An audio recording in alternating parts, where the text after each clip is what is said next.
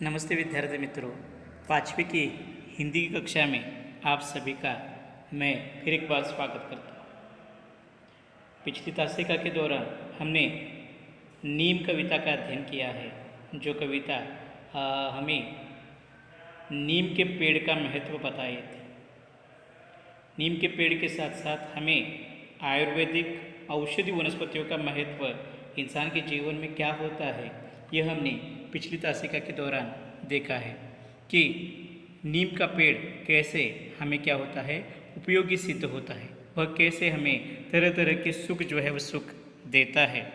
यह हमने नीम कविता में देखा है। आज उसी नीम कविता का स्वाध्याय जो है स्वाध्याय हम देखने वाले हैं। तो शुरू करते हैं आज नीम कविता का स्वाध्याय। तो सबसे पहले यहाँ पर आपको क्या करना है कि एक संजाल जो है वह संजाल पूर्ण करना है। जैसे पहली कृति हम आज देखने, यहाँ पर पहली कृति है कि संजाल पूर्ण करें। क्या है? संजाल पूर्ण करें। अब संजाल यानी कि आकृतिबंध, यहाँ पर एक आपको आकृति दिखाई देती है, इस पर एक सवाल भी है और इस सवाल का जवाब जो है वह आपको इन चारों में लिखना है। तो सबसे पहले हम सवाल देखते हैं कि सवाल क्या है कि नीम कविता में वेद के विविध आए नाम, यानी कि वेद के लिए आए हुए नाम नीम कविता में क्या क्या है, यह हमें देखना है। तो हमने पढ़ते समय भी देखा था। सबसे पहले ऊपर वाली पंक्ति में आपको इसका जवाब जो है जवाब मिलेगा। आप क्या करें कि ऊपर की पंक्तियों में इसका जवाब क्या कर सकते हैं, ढूंढ सकते हैं कि नीम इस पेड़ के लिए या वेद के लिए आए हुए विविध नाम। आपको यहाँ पर चार नाम जो है, चार नाम इस प्रत्येक यहाँ पर आकृति में लिखना है। तो ठीक है, इसका जवाब जो है जवाब लिखिए। आशा करते हैं कि आपको आसानी से इसका जवाब जो है जवाब मिलेगा। ठीक है, हम आगे इसका जवाब देखते हैं। तो नीम इस कविता में वेद के लिए आए हुए अगर हम नाम देखें तो पहला नाम नीम कहता है कि नाम है डॉक्टर, नाम है ओझा, नाम है वैद्य और हकीम। यानी कि ऐसे चार नाम जो है, चार नाम नीम में आए हुए दिखाई देते हैं वेद इस शब्द के लिए। ठीक है, हम अगला संजाल या अगली आकृति जो है वह अगला सवाल हम देखेंगे। इन सारी आकृति को या संजालों को क्या कहा जाता है? कृतियुक्त सवाल। अगला कृतियुक्त सवाल है नीम की सूखी पत्तियों से होने वाले फायदे। हमने कविता में इसे पढ़ा है कि नीम की सूखी पत्तियाँ अगर हम डालेंगे तो इससे हमें क्या लाभ हो सकता है। इसके उत्तर तीन जगह पर आपको क्या करने हैं, लिखने हैं। तो आप इसके उत्तर जो है उत्तर क्या करें, ढूंढिए कि नीम की सूखी पत्तियों से हमें क्या लाभ जो है लाभ होता है। तो ठीक है, आपको इसका जवाब जो है जवाब मिल गया होगा। फिर भी मैं आपके लिए इसका जवाब जो है जवाब बता देता हूँ। तो नीम की सूखी पत्तियों से हमें क्या फ़ायदा होता है? तो नीम की सूखी पत्तियों से ऊनी कपड़े बच सकते हैं। अनाज जो है अनाज हम कीड़े मकोड़ों से बचा सकते हैं और साथ ही साथ इस सूखी पत्तियों का अगर हम जलाए तो इस जलाने के बाद जो धुआं होता है उस धुएं से मक्खी मच्छर क्या होते हैं, दूर भाग जाते हैं। तो ऐसे फ़ायदे जो है फ़ायदे नीम की सूखी पत्तियों के होते हैं। अब हम देखेंगे अगला सवाल भी उसी प्रकार का है कि जैसे कि यहाँ पर सवाल है नीम की घनी पत्तियों से होने वाले फायदे। अब नीम की घनी पत्तियों से दो फायदे हमें होते हैं, जैसा कि कविता में बताया है। तो वह दो फायदे क्या है, आपको यह भी उत्तर आएगा जब आप कविता जो है वो कविता अच्छी तरह से पढ़ोगे। ठीक है, आपने अभी तक उत्तर जो है उत्तर ढूंढ लिया होगा। मैं इसका उत्तर बता देता हूँ।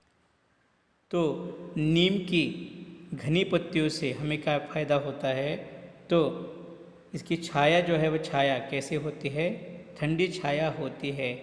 और इसकी ठंडी छाया से हमें क्या होता है कि जो आदमी धूप से आ रहा है, धूप में चलते हुए आ रहा है, अगर वह नीम के पेड़ के छाया के नीचे या घनी पत्तियों के नीचे बैठता है तो उसकी गर्मी से जो हालत ख़राब होती है या उसे जो थकान आई हुई होती है, वह थकान जो है वह थकान उसकी मिट जाती है।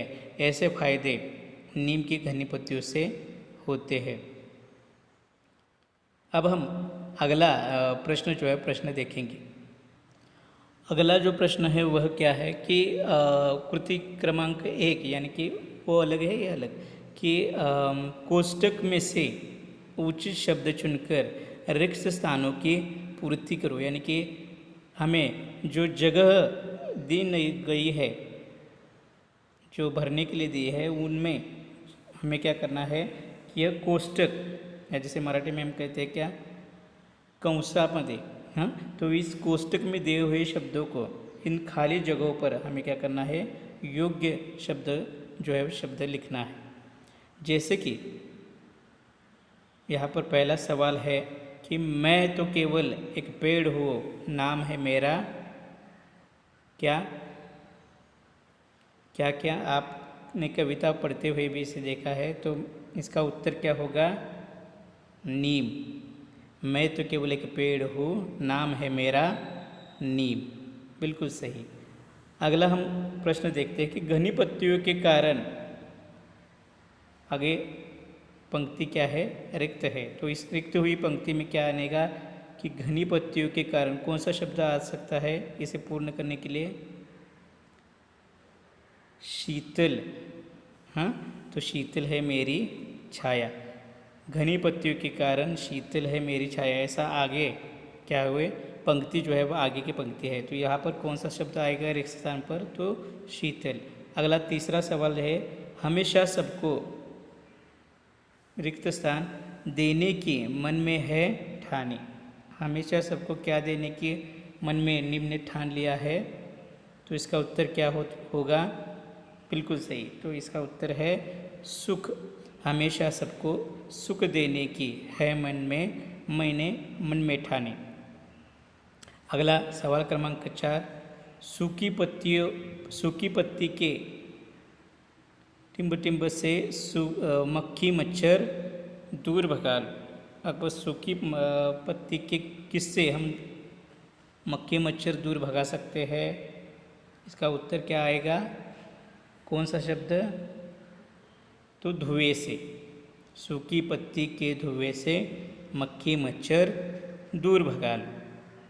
अगला 5वां, सूरज की टिम्ब टिम्ब से मिलकर हवा को शुद्ध कर देता। तो इसका उत्तर क्या होगा, सूरज की किरणों से मिलकर हवा को शुद्ध कर देता। तो यह बहुत ही आसान ऐसे सवाल है। अगर आप कविता अच्छी तरह से याद आपको आएगी या आप याद इसे रखोगे, इसका अच्छी तरह से गायन आप करोगे, तो यह सवाल आपके लिए बहुत ही आसान से साबित हो सकते हैं। ठीक है, हम अगले सवाल की ओर बढ़ते हैं। अगले सवाल की ओर बढ़ने से पहले जो हमने रिक्त स्थान देखे थे, इन रिक्त स्थानों पर सही शब्द जो है वह सही शब्द यहाँ पर है। जैसे कि मैं तो केवल एक पेड़ हूँ, नाम है मेरा नीम, घनी पत्तियों के कारण शीतल मेरी छाया। ऐसा आगे है, या हमने यहाँ पर शीतल तक ही लिया है। हमेशा सबको सुख देने की है मन में मैंने ठानी। सवाल क्रमांक 4 हमने देखा था, सूखी पत्ती के धुएं से मक्खी मच्छर दूर भगा लो। सूरज की किरणों से मिलकर, एक मिनट, सूरज की किरणों से मिलकर हवा को शुद्ध कर देता। तो जो अधोरेखित किए हुए शब्द है जो लाल रंग में आपको दिखाई दे रहे हैं, वह इन सभी रिक्त स्थानों के सही शब्द या सही उत्तर इनके हैं। अब हम आगे सवाल की ओर बढ़ते हैं। अगला सवाल हम देखेंगे।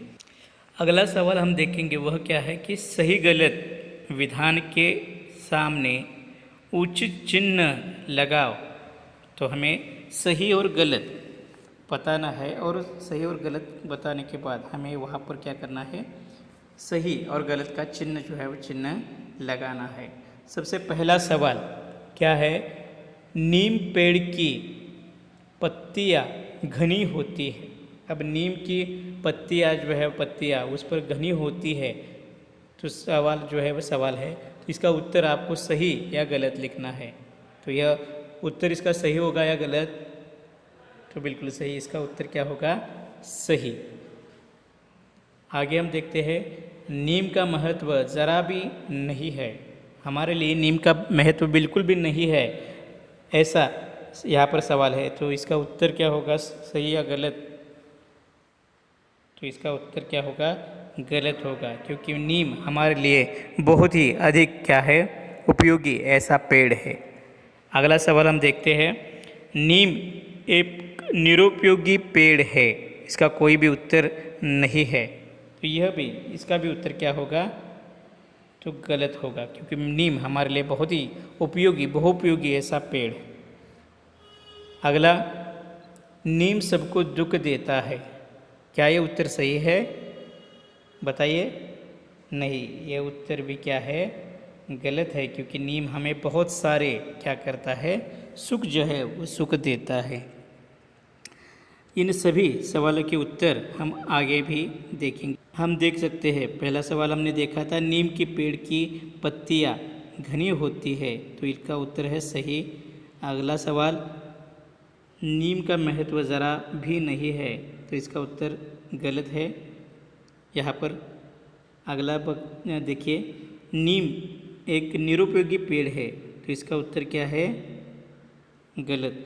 और चौथा जो उत्तर है वह ऊपर की ओर गया है, तीसरे स्थान पर, लेकिन यह कौन सा सवाल है, तो चौथा। इसका नीम सबको दुख देता है, तो इसका उत्तर क्या है कि नीम सब गलत है, इसका सही उत्तर नीम सबको सुख देता है।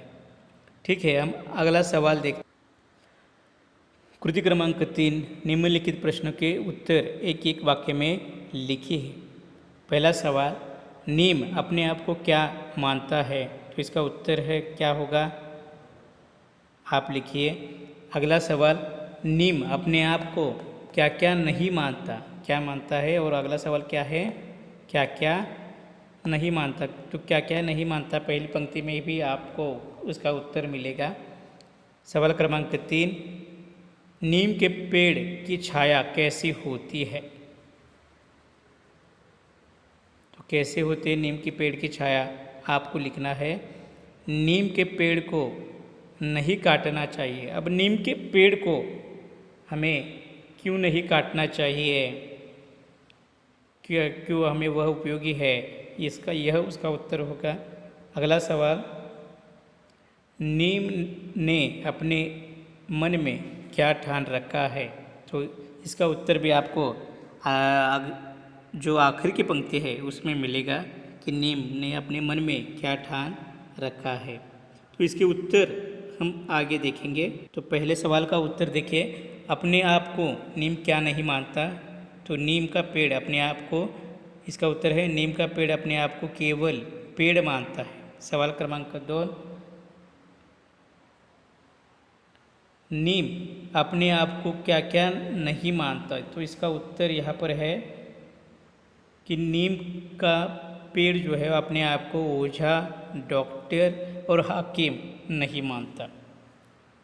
सवाल क्रमांक 3, नीम के पेड़ की छाया कैसी होती है, तो इसका उत्तर है नीम के पेड़ की छाया शीतल और घनी या घनी और शीतल होती है।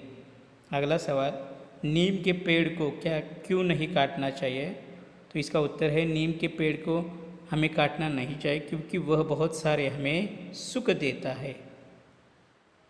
अगला 5वां सवाल और उसका उत्तर, नीम ने अपने मन में क्या ठान रखा है, तो इसका सही उत्तर है नीम ने अपने मन में हमेशा सबको सुख देने का ठान लिया है, या सबको सुख देने की ठान लिए है।